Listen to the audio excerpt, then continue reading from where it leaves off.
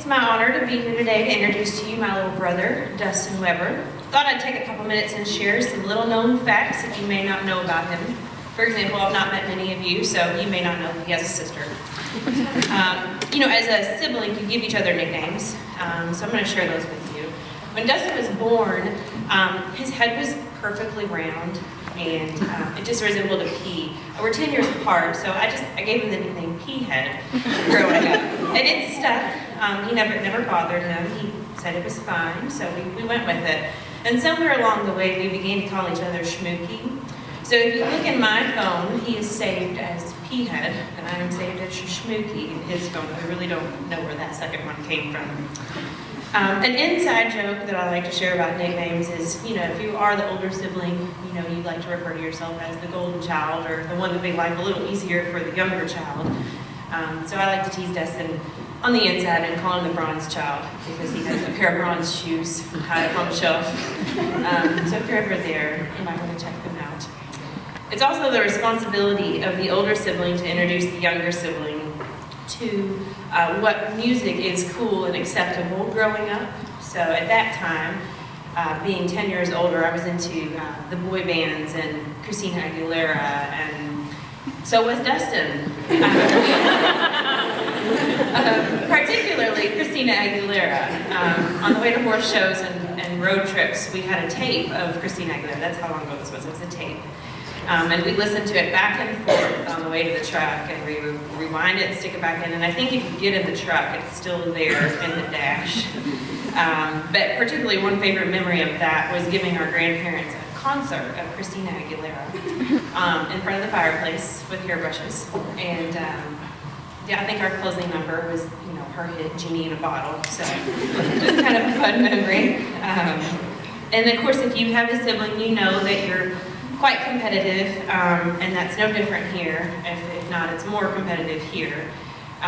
So one vacation that we had together, we were on a cruise, and the weather was terrible, and the boat was rocking, and we finally get off at port, and we're very excited to be on dry land.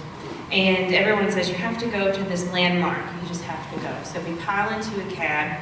Unbeknownst to us, the roads are much like that of the rocky seas that we had just got off. So if you've ever been on a cruise, you know that you can have anything you want, anytime you want as far as food goes. And I think our breakfast choice was Doritos and cookies and soda and just like a really terrible combination. So about 5 minutes in to the cab ride, we both start to turn green. We're in the back seat, and Dad is in the middle, and we both just start puking everywhere, unfortunately, in this nice guy's cab. Dustin's puking in my dad's hat.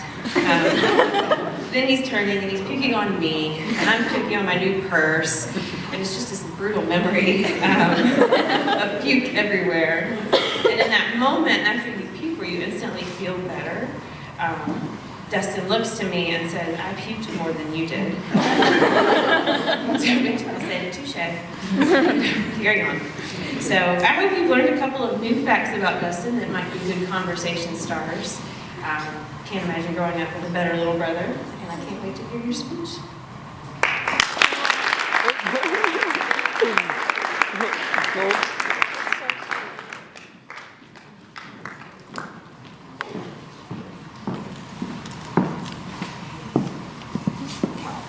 I came across a story while stumbling around on the internet. The story was a Native American folktale to describe the fight between the good and bad in people. It goes like this. One evening, an elderly Cherokee brave told his grandson about a battle that goes on inside people.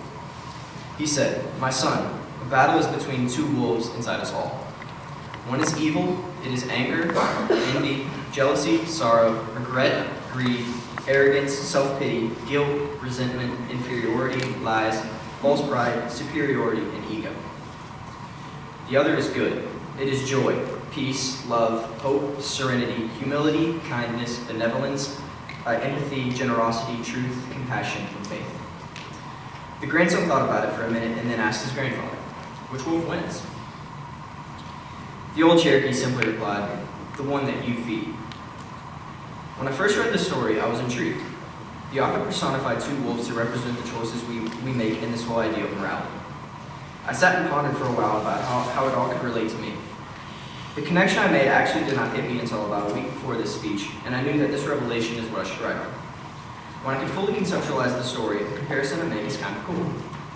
Although the narrative is a good example in depicting the decision of morality in all of us, the story in which it identifies who you are when making this choice is where I begin to twist the meaning of the story.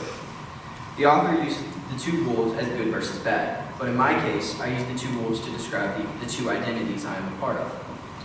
One wolf represents the blue-collar person in me that likes riding horses, shooting guns, and riding four-wheelers.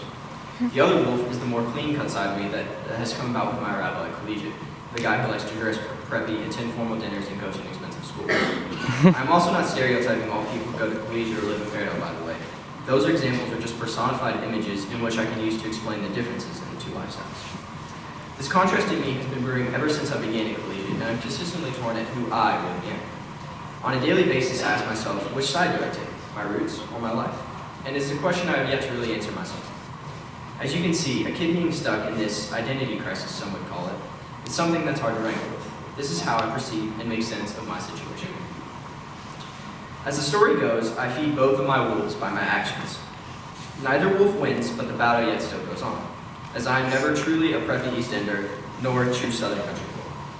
In a way, I love being in the middle because it allows me to be whoever I want to be with good support behind both. I have grown to accustom both paths of my life and really enjoy not being stuck in one single lifestyle. For example, if I feel a bit Western at all, I do live on a small farm, and my parents are practically the men and women who would watch a Western film.